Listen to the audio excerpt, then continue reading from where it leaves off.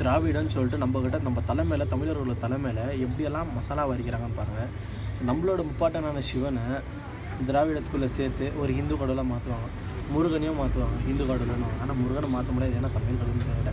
ஆனால் அதுக்குள்ளே தான் சேர்க்குவாங்க ஹிந்து கடவுள்ன்ட்டு.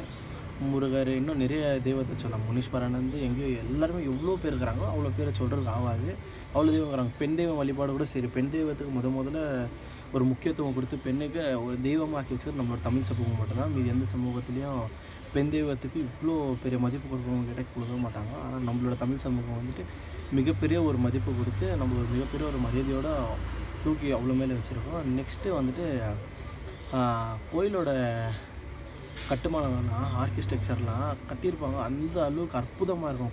கோயிலுங்க எந்தெந்த கோயில் வரும், தஞ்சாவூர் கோயில் நிறைய கர்நாடகாவில் இருக்குது, பெங்களூரில் இருக்குது. குறிப்பாக ஒரு 10 கோயில் இருக்குது. அந்த கோயில்களெல்லாம் வேணும்னாக்கா நீங்கள் கமெண்ட் பண்ணுங்கள், நான் உங்களுக்கு அந்த கோயில்கள் எல்லாரும் ஒரு ஒரு கோயிலாக காட்டுறேன். பெங்களூரில் நம்ம சோழருங்க கட்டின கோயிலும் பாண்டியருங்க கட்டின கோயிலும் 2 கோயிலும் சேர்ந்து இருக்கா இல்லை சோழருங்க கட்டின கோயிலாக தெரியல. பட் தமிழருங்க கட்டின கோயில் 10 கோயில் இருக்குது. அதுக்கு ப்ரூஃபோட காட்டுறேன் பெங்களூரில். ஆனால் அதெல்லாம் இப்போ கொஞ்சம் மாற்றப்பட்டுருக்கு கொஞ்சம் கொஞ்சமாக. ஆனால் நம்மக்கிட்ட அதுக்கான ப்ரூஃப் இருக்குது. இன்னமும் இந்த மாதிரி நிறைய விஷயத்தை சேர்ந்து இதில் ஏதாச்சும் தமிழரோட பெருமை தான் இது வந்து திராவிட கலைன்னுடுவாங்க.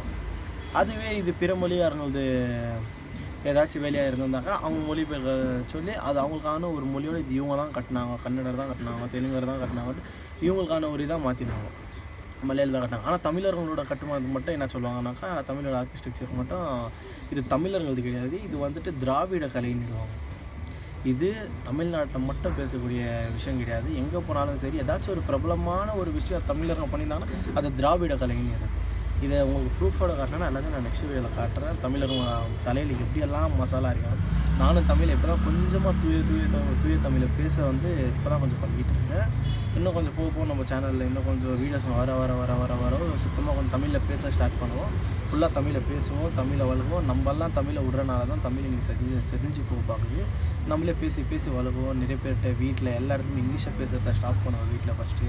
வீட்டில் எல்லார் வீட்டில் தமிழை பேச ஸ்டார்ட் பண்ணுவோம். நம்மளோட தாய்மொழி தமிழ் எவ்வளோ பேர் மூத்த மொழி, அதே மாதிரி எவ்வளோ பெருமை இருக்குது தமிழில். இது எல்லாத்தையும் நமக்கு வர வீடியோஸ் எல்லாம் கொஞ்சம் கொஞ்சமாக பார்க்க ஸ்டார்ட் பண்ணுவோம்.